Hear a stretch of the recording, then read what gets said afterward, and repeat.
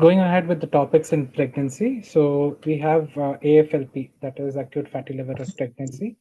So this is one of the short notes questions that can be combined with other questions in pregnancy or topics related to any hepatic disorder also. Okay, it is a very short topic. Okay, so I'll go under the following headings. And what is acute fatty liver of pregnancy? It is a combination of hepatic dysfunction due to a microvesicular infiltration of hepatocytes. Okay, what are the infiltration which happens? It's the fatty acids which is incompletely metabolized. Okay, so it is thought to be a variant of the preeclamptic toxemia, has a higher mortality rate, both fetal and maternal. Okay, and the etiology is more likely told about improper metabolism in the fetal system as compared to maternal system, but exact etiology is still not known. So, fetal fatty acid metabolism abnormality is what is known to be one of the processes or the causes for acute fatty liver of pregnancy. Okay, often these patients are also associated to develop diabetes insipidus.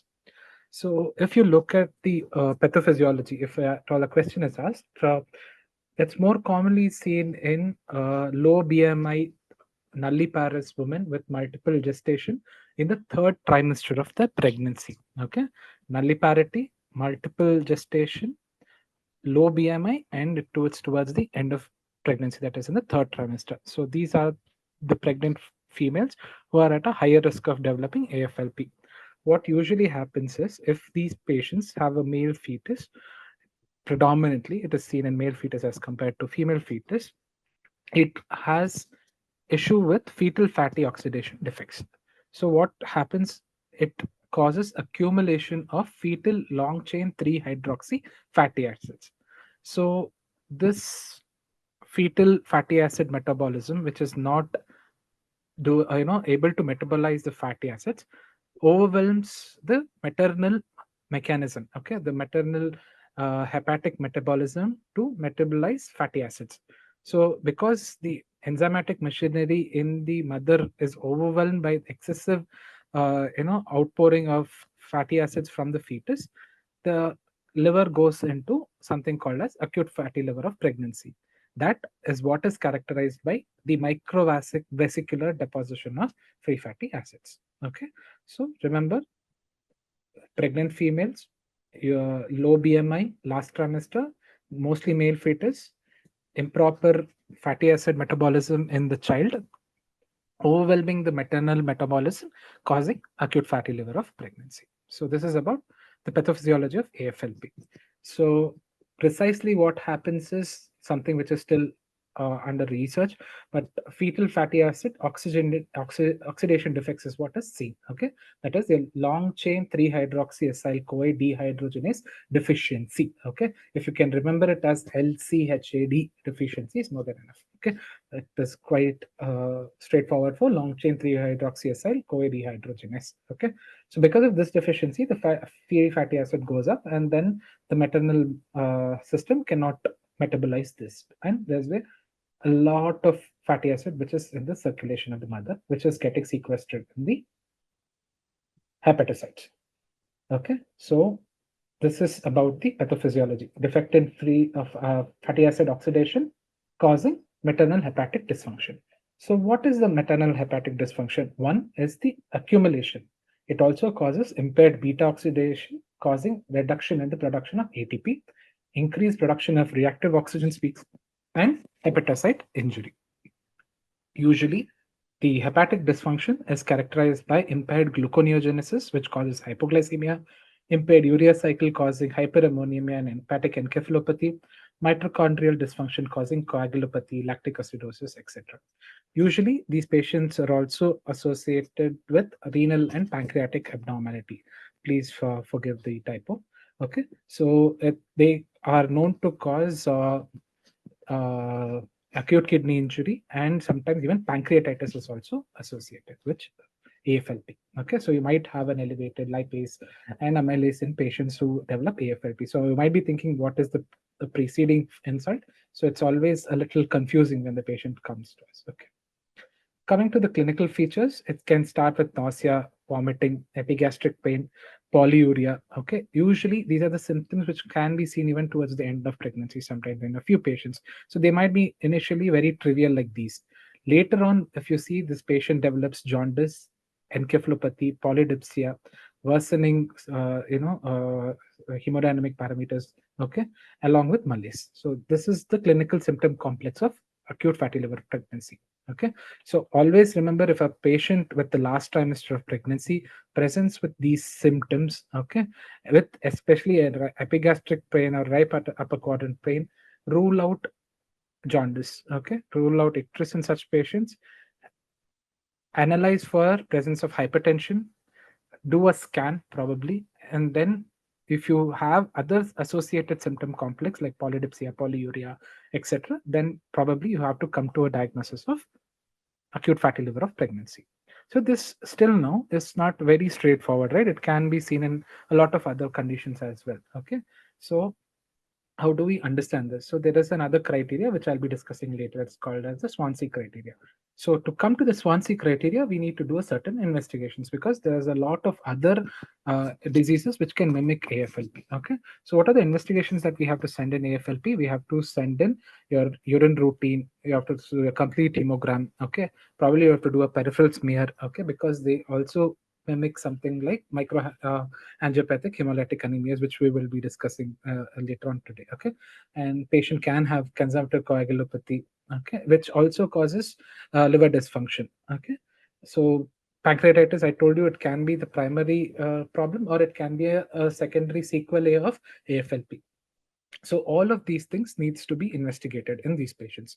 So what usually happens is, this is a beautiful diagram if you can understand how the process or the uh, disease progresses, okay, from the time of presentation, and how the patient even recovers. Okay, if treated at the earliest, if picked up and treated earliest, they have good results, but if it's not recognized earlier, then the patient can die. Okay, so it has a mortality of up to 20%, like I've discussed earlier.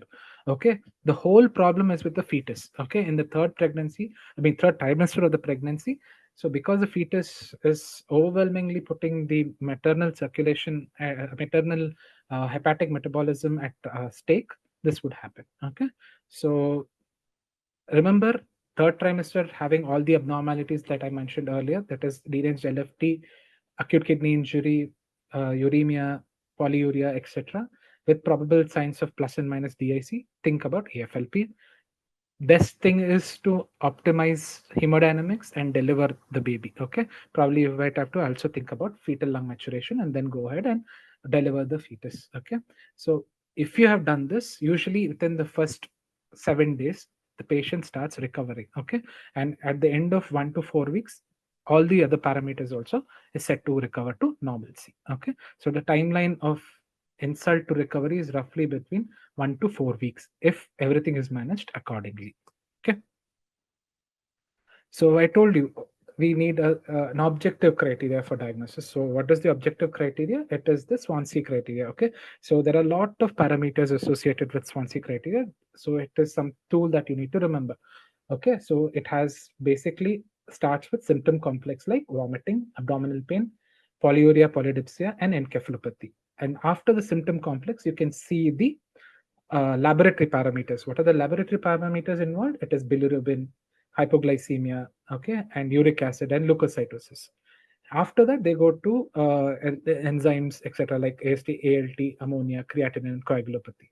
The last thing is radiological, that is ultrasound showing ascites, and ultimately liver biopsies will help us diagnose microvascular steatosis. Okay, so in Swansea criteria, if a score is more than or equal to 6, then it is almost confirmed that this patient has acute fatty liver of pregnancy. Okay. So what do we do? So firstly, remember, it is a diagnosis of exclusion. Okay, so you have to do all your routine investigations. So whenever the patient comes in the third trimester, look at other causes. Okay, there might be other causes for uh, jaundice as well. Rule out other causes of in raised bilirubin. Okay, so whether hemolysis is there. Okay, all of that has to be ruled out, and then you do all your routine testing. Most often, if there is hypertension present in the third trimester, we can also think that this patient can develop HELP. Okay, so HELP is one of the major differential diagnoses for AFLP. So that has to also be ruled out. So if you have done all your basic investigation and you still feel the labs are within normal limits, then you do a routine workup and observe this patient. But if you feel that it is not proper, then you have to work up, look for your Swansea's criteria, and then come to a diagnosis of AFLP. And the management is always delivery of the fetus with other supportive care like watching for hypoglycemia, hemodynamic optimization, watching for acute kidney injury, hepatoprotective measures. Okay, these are the things that you need to do for a patient with uh, acute fatty liver of pregnancy. Okay, so this is about the mother. So what do we have to do for the fetus? Always have a cardiotocogram, monitor the fetal activity, manage the hypertension, okay, and look for any acid base imbalance, because that can directly insult the fetal activity and can also cause a fetal demise. Okay, so these are very important. Okay, so this patient has to be closely monitored and timely intervention has to be done. Okay, so you might have to start this patient on Maxwell's drip also, okay, based on pre-eclampsia if at all the patient is predicted to develop. So that is also supposed to be kept in mind. Okay, if the mother develops diabetes insipidus, then you need to use desmopressin.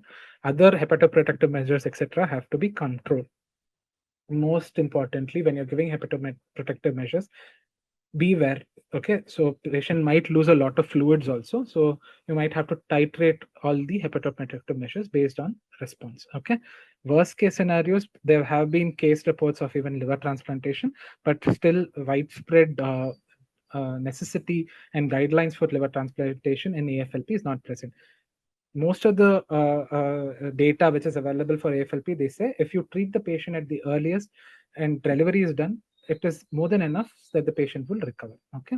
So what are the complications associated with acute fatty liver of pregnancy? It can be encephalopathy, ascites, hypoglycemia, consumptive coagulopathy, and pancreatitis. Okay, so these are the complications, and they have to be managed accordingly. Okay, sometimes even volume sequestration, etc., can happen. Capillary leak that can also cause ARDS. Okay, so I told you earlier the most important differential diagnosis of AFLP is HELP syndrome. Okay, so whenever the patient has AFLP, also think about HELP. Okay, most important diagnostic distinction, what you would see is acute kidney injury, etc., is more common in AFLP as compared to HELP.